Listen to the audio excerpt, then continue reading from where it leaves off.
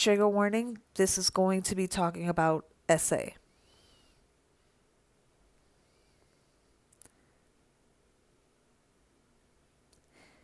Some women build altars to their healing. Others build shrines to their wounds.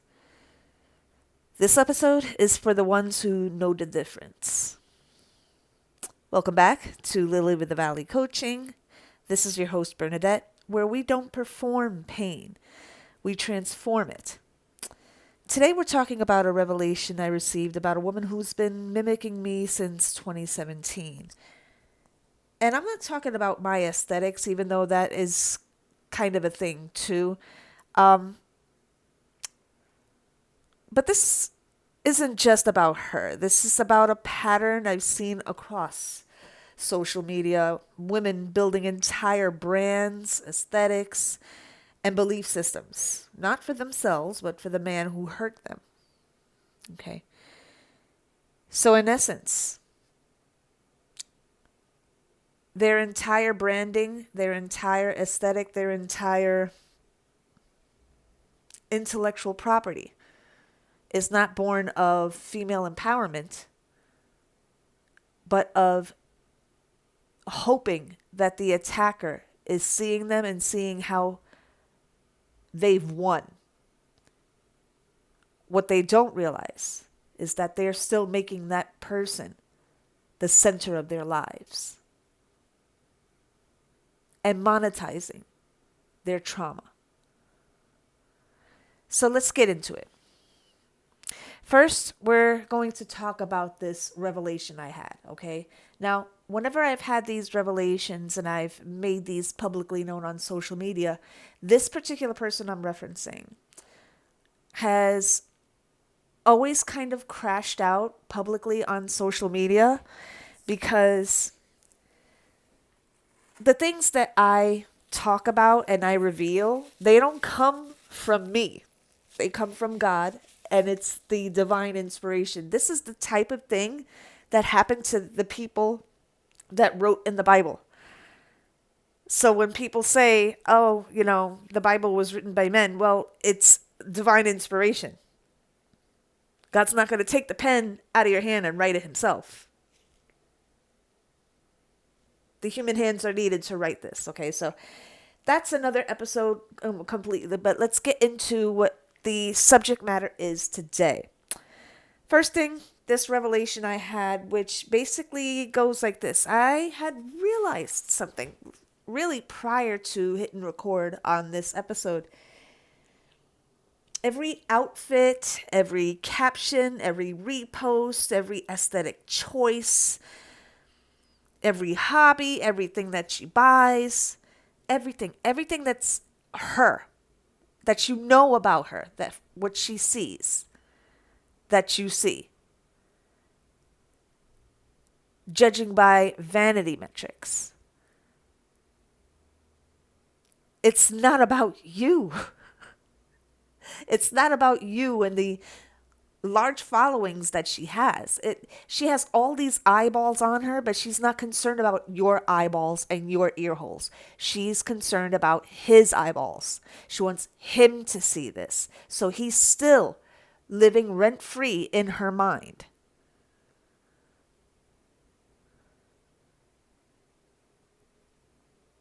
It's never about you as the audience. I mean, yeah, she'll shout into the echo chamber. And you'll mimic back to her what she says, like a parrot, but it's not about you. She doesn't care anything about you. She only cares that her attacker, alleged attacker, sees all this. This is the only pair of eyeballs that she cares about. And that's the fundamental truth.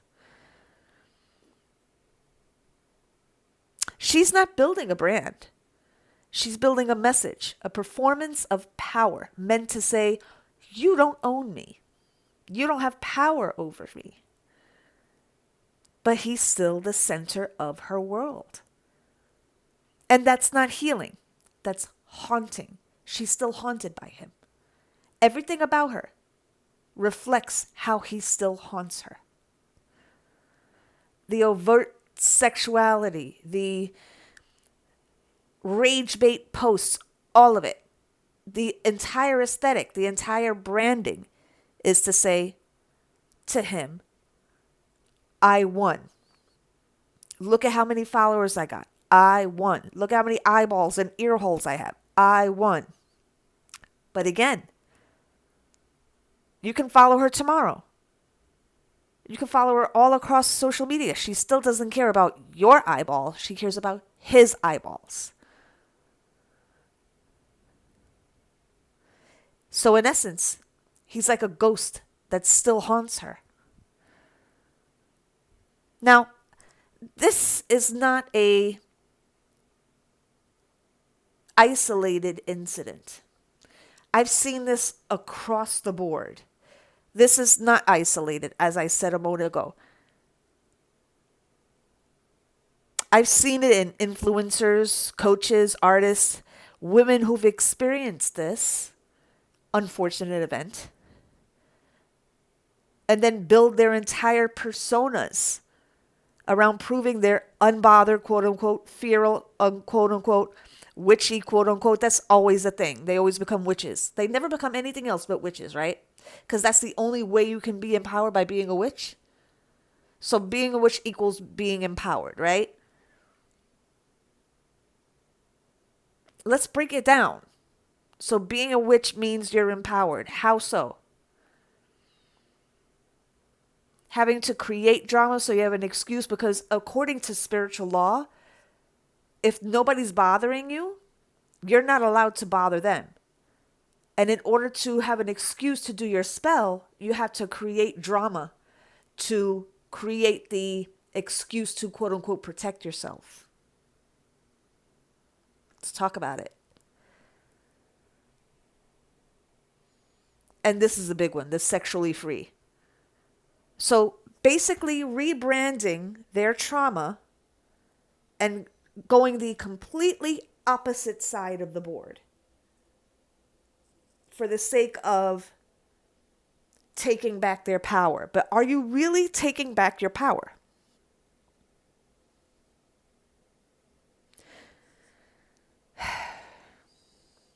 You guys, while I honor every survivor's right to reclaim their body and voice, I also want to name this because, as I had said in a couple of episodes back, I know what it's like to have that threat, that looming threat of a predatory male presence wanting to get something and take it. Okay? And while I sure will pray for the justice for those that are actual survivors that have gone through this, my heart goes out to you, mamas. My heart goes out to you, and they will get their day in court. There's a saying, every dog has his day. Okay? So they will get their comeuppance. That is a promise. Okay? But what I have also seen is people taking this supposed alleged thing that they went through and monetizing it in the way of, under the guise of sexual liberation. So we go to two extremes. When your brand is built to provoke your abuser, you're still orbiting the wound and he's still in your orbit. No matter how independent you are and how many things you have going on in your life, he's still in your orbit. He's still living rent-free in your head. This is something that a therapist needs to get to the root of and to help extract out the trauma. But instead of going to a therapist, they rather be performative about this, and I'm trying to be as sensitive as I can be. And basically taking what they went through, allegedly, and filling their Cash App off of it.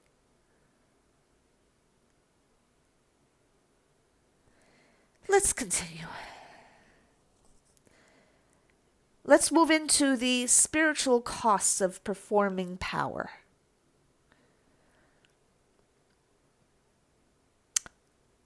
Rage branding attracts attention. That's what these people want. Trauma monetization builds audience.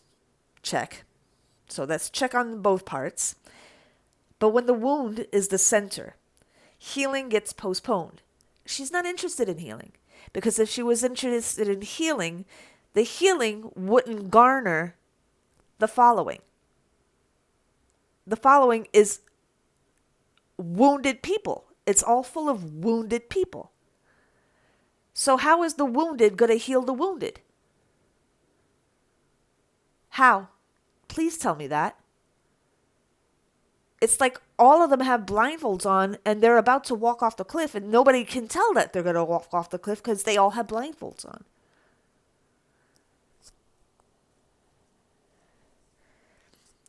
When mimicry replaces authenticity, legacy gets delayed.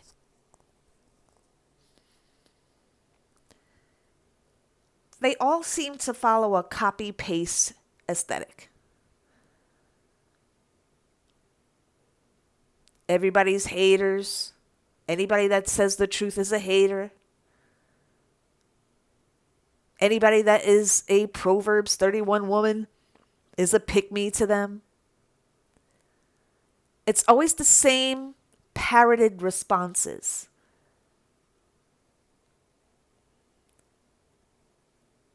And the thing is, this person is not trying to find herself. She's trying to find me. But deeper than that, she's trying to find him.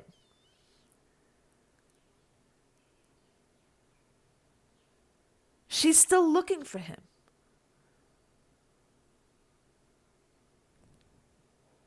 She wants him to see her. She wants him to know that she's quote unquote winning. And I've seen this with everybody that copies the same aesthetic as her. Rebranding, I'm talking about. And since we're on the subject of rebranding, there's a constant rebranding that happens as well. As these people age and sexuality and beauty can't really be funneled as much as, let's say, in your 20s, when you start passing the decades and the milestones and birthdays, and you can't any longer rest on your beauty and sexuality as quote-unquote female empowerment, then you start looking for other quote-unquote deeper things. So you need to have a blueprint because you don't have the blueprint yourself. So you start following people like me that are into things that are not related to beauty and sexuality at all, so that you can seem deeper. So that when the beauty and sexuality eventually does fade, you have something to fall back on. But it didn't come from you. It came from you copying somebody like me. And I have receipts, guys, so no worries. I'm a Gemini Mercury, so of course I have receipts. Of course I do.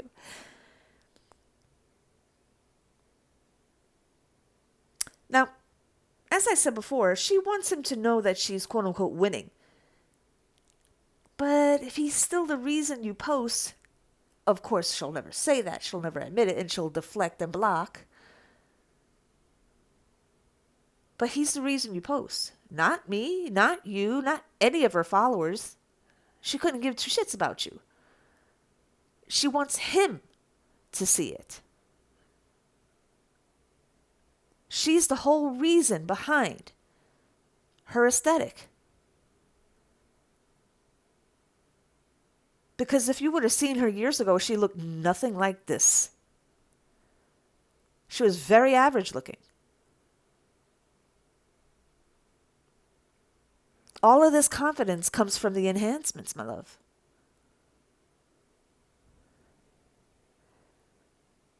So let me be clear. Let's move on to the next part of this, shall we? I honor survivors. I do. I honor healing, and I'm here for you. I know what it means to carry trauma in your body and your voice and your timeline, okay? Because I went through that trauma. Not physically, but the threat of it was very real. But I also know this. Healing doesn't happen when you build a brand around your pain. It happens when you build a legacy beyond it. Because as long as she's in pain, she'll be paid. As long as she's a victim, she'll have her pockets filled. Because when you don't have any office skills or any other real world work skills that you can fall back on, you don't have a degree, you don't have any of these things, you have to either be a victim or overtly sexual. But none of those things have anything to do with some real world talent that she has to bring to the table. Not once have we seen artwork or any kind of something that she can bring. Anybody can learn how to read cards. Anybody now. Anybody now. It's readily available. What she's doing is not special. Do you know how many tarot card readers there are out here? It's not special. It's very saturated.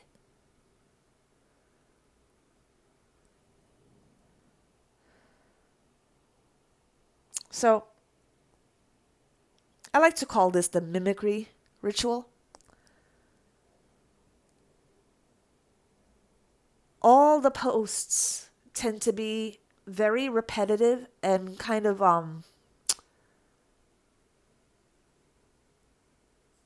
merry-go-round type energy.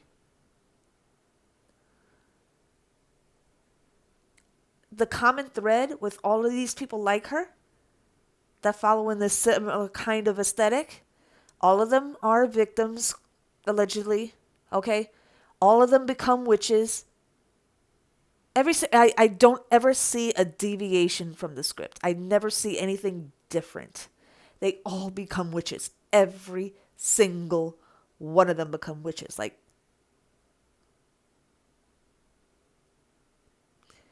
and the thing is, and it's really unspoken, but until now, it will be spoken about. In order for a witch to have any kind of business, they have to stir up the drama and make problems that they have to heal. Otherwise, they don't get paid. So they have to put out these posts that are rage bait. Rage bait and witchcraft go hand in hand, because how are they going to get paid if they don't posture themselves as the answer to your problem that they created?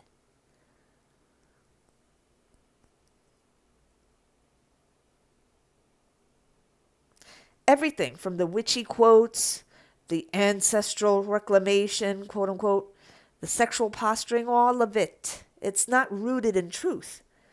It's rooted in retaliation. This person never healed, but she wants to talk about healing other people. Really? She's not trying to be seen. She's trying to be watched. There's a difference. And while she's busy reposting other people's stuff, those of us that resonate with me, we're refining.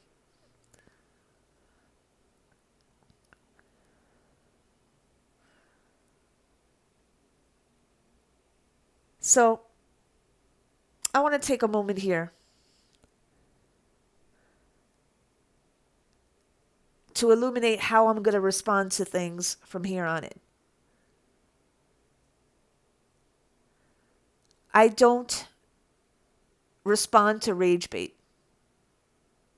If you want my response, you're going to have to click on this episode because it'll be posted here. You're going to have to give me the engagement in order to see my response. You want to monetize? Give me the clicky, baby. You want my response? Give me the clicky.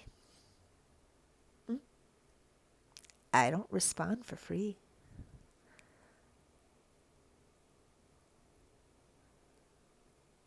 So, now I wanted to take this opportunity now to give a mini tribute to my mama, my beautiful mama. God rest her soul. It's still raw because it happened not even a month ago. So if you hear me crying on this platform here, loss is a difficult thing to go through, but when it's your mom, it's completely different.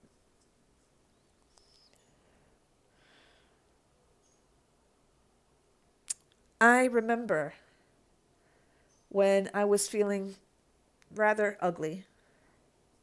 That doesn't happen a lot, but when it happens, it's very foreign and alien to me. But when it does happen, it's like I recognize it for what it is. It's a projection coming from an outside source. So I have to attack it from what I know it is.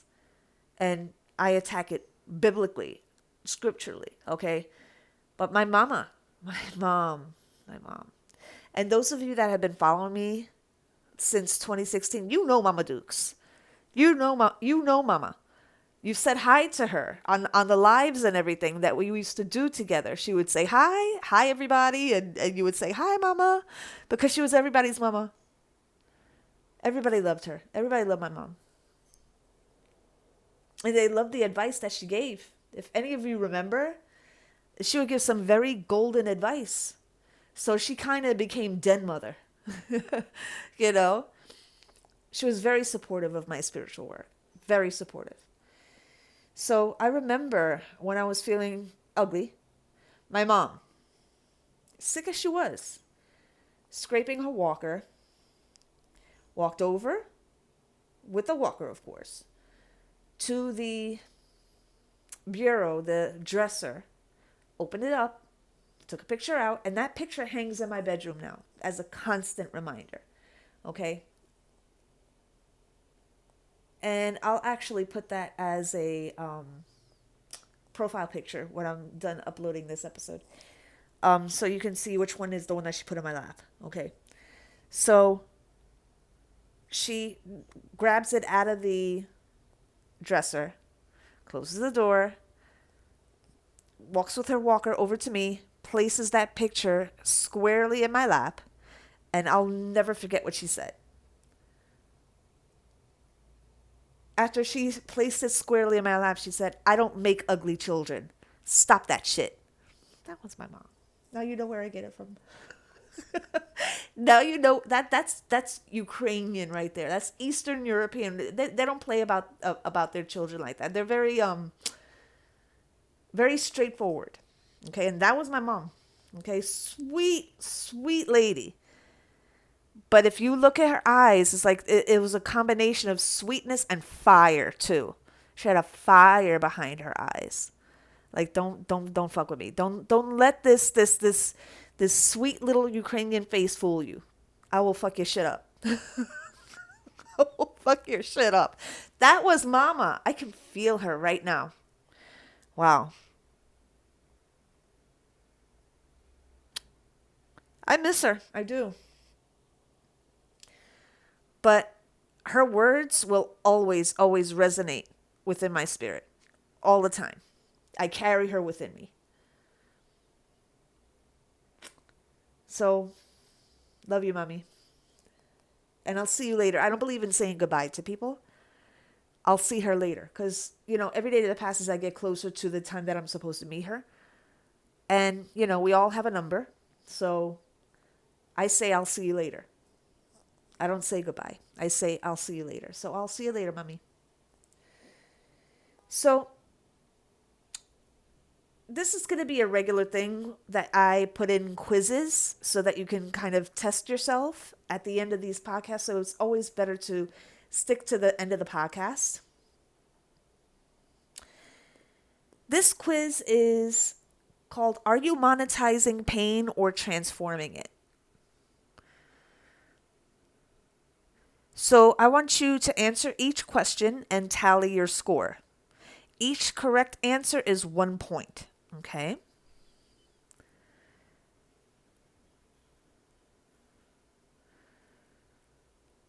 What is the central theme of this episode? That's question number 1. Question number 2. Which artist was dropped by her label after poor album sales and a canceled tour? Now, for this one, you're going to have to see, for this particular quiz, you're going to have to listen to both episodes so you know exactly what I'm talking about, okay? So let's do this again. Question number 1. What is the central theme of this episode? This one that you're listening to now. Question number 2. Which artist was dropped by her label after poor album sales and a canceled tour? Question number 3. What does the fire tetrahedron metaphor represent?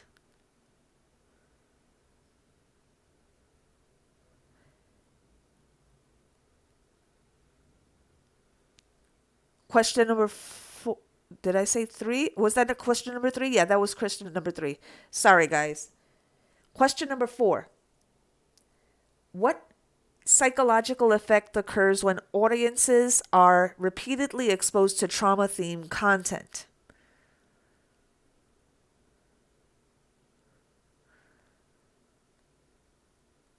Question number 5. What is the spiritual consequence of building a brand around pain?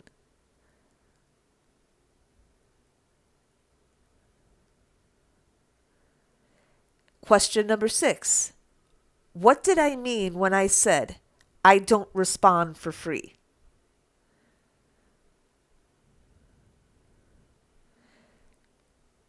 Question number 7.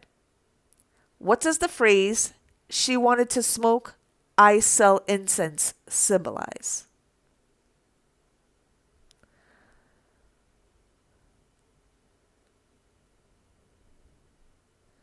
Question number 8. What legacy phrase did my mom use to affirm me?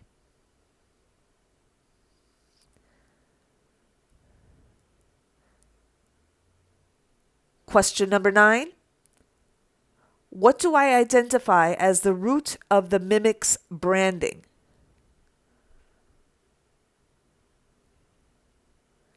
And question number 10, final question. What is the purpose of the quiz at the end of the episode?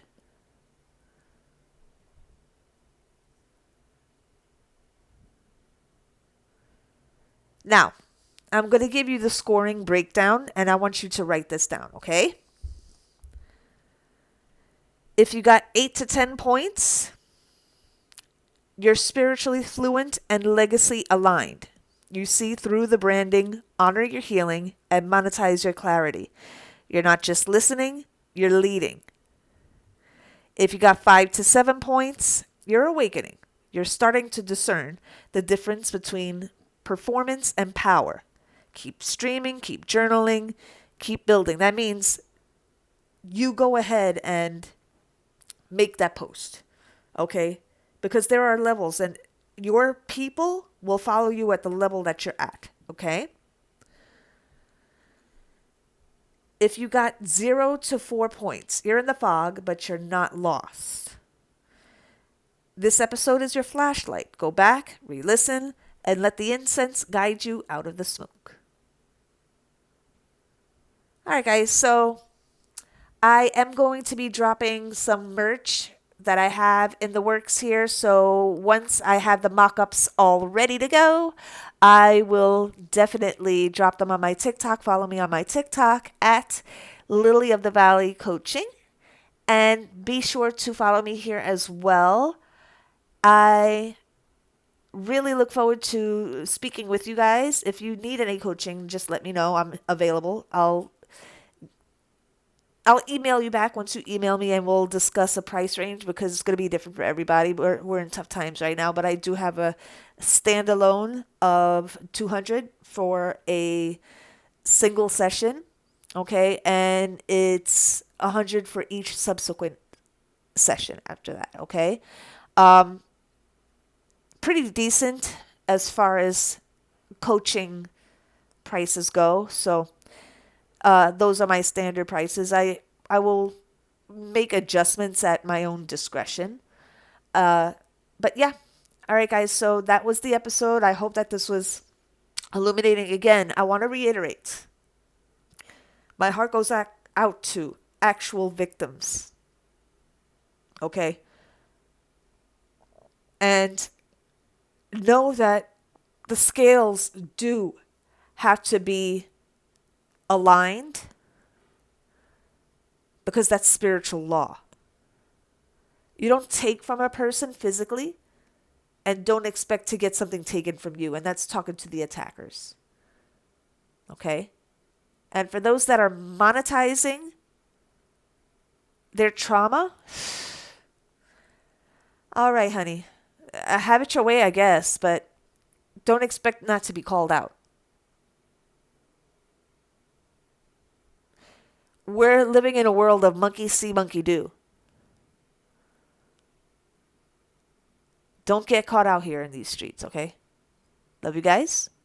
And kiss, kiss, especially to my hater. Love you, girly. Big kisses, big hugs, big squishy hugs to everybody. Love you guys. Be sure to follow, and I'll talk to you soon.